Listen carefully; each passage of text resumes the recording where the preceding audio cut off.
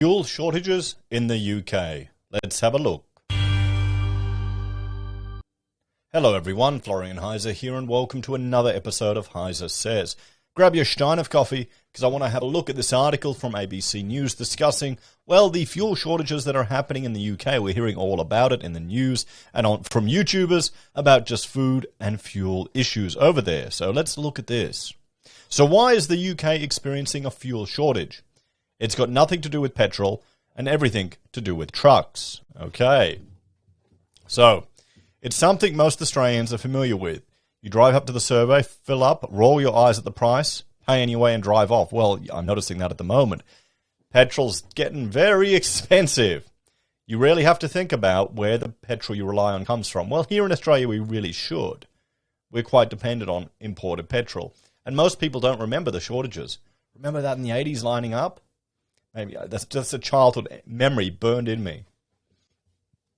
But the UK is in the midst of a run on petrol stations that has left Bowsers running dry and thousands of motorists frustrated.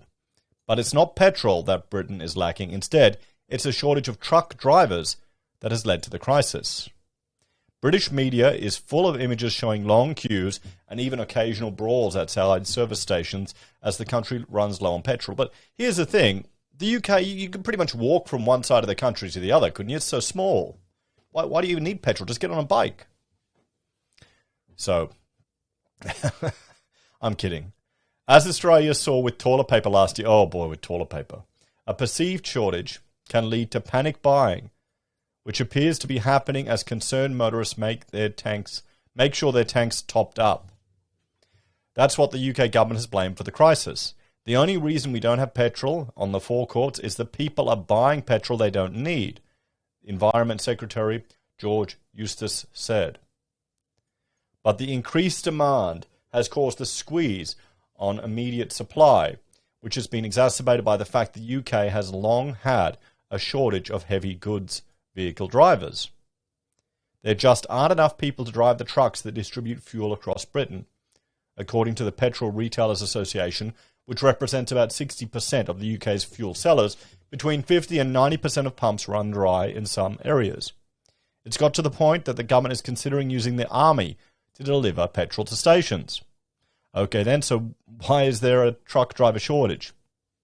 Could it affect other things than petrol? And I bet it will. It'll affect food. Well, maybe there's an employment opportunity here. Is the issue that everyone's left when Britain left the EU. So, yes, and it could, and it is. While petrol is the most notable example, other goods, including supermarket staples, are also facing shortages. Economist Jonathan Porters told ABC Radio National that there were a number of factors that had left the UK short on drivers. There are a bunch of things all going on at the same time. First of all, there's been a long-standing shortage of HGV drivers, not just in the UK, but in Europe as a whole, he said. Tax changes make it less attractive to be a HGV driver. And then there's Brexit. Always, the government always has to ruin a good thing. Most of our drivers before Brexit were from elsewhere in Europe, and a lot of them went home in the pandemic, and partly because of Brexit have chosen not to come back. Well, surely that could be a job opportunity for people. Wouldn't people want to do it? It'd be a tough job.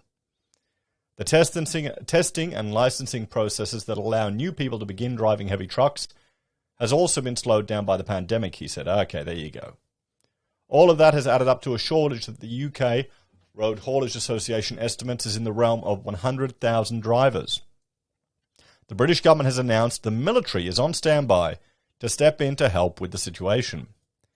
It's also previously made plans to issue temporary visas to 5,000 foreign truck drivers, suspend competition laws, and entice former drivers back into the industry. So this is the thing. They're stuffing it up themselves, aren't they? However, the government also said it expected the extra demand caused by panic buying to taper off and return to normal level. Major fuel firms BP, Shell, and Esso have also said they anticipate demand for fuel to reduce in coming days. But the underlying issue of a lack of permanent truck drivers remains in Britain and could spell further issues as the busy Christmas season approaches in the months ahead. So there we go. What's the lesson or the takeaway to this one? Let's have a bit of a talk about it, guys. Well, here's the thing. This screams of opportunity. Opportunity for people to skill up and get work, get jobs. But somehow I think maybe the red tape and the government stepping in the way may be causing these issues. Or maybe there's an incentive to cause these delays, because it'll keep the earning potential of those working in the industry higher. I mean, why are all the foreigners the ones that are driving the trucks? Why not the Brits? Is it not a job that people want to do? I mean, it's stressful. You're away from home for long periods of time. It's quite dangerous. You're on the road. So there's a lot associated, a lot of risks and considerations. Maybe they just need to get those visas up. Maybe get some of the Europeans back to drive these trucks. We'll have to see. Well, there you go, guys. It looks like it's just panic buying, very similar to what we're having here in Australia. But this is the problem. This is the problem. If people panic at the same time, just as fast as the market crashes, a crypto crashes, goods can be bought up and used. Maybe the preppers have it right. You need to have a stash at home. I mean, how many of you have got some petrol at home, just in case, that you cycle through? I mean, could you survive without petrol for a week or two? Hopefully. What about food? Other goods? Toilet paper? How much do you have stashed? Anyway, let me know your thoughts and opinions on this one in the comments down below. Can you see this issue going away, or is it just going to get exacerbated? I mean, how embarrassed would you feel if you're fighting over petrol when in a week it's going to be completely gone back to normal? Anyway, thank you all for watching. Like, share, and subscribe to the channel. If you're a fan and enjoy the content I find and cobble together here, there's a few ways you can help us. You can watch the channel, like, share, subscribe, or comment. You can join the Discord and give me suggestions for articles and things you want me to discuss. You can help us out by joining us on YouTube or Patreon, signing up via our referral links to SelfWealth or Stake, using our other links to Amazon, eBay, Independent Reserve, or AussieBroadband, buying our merch from HeiseSays, using Gold Pass from the Perth Mint, or supporting us via PayPal. Take care, everyone. Have a great day. I'll see you next time. Bye for now.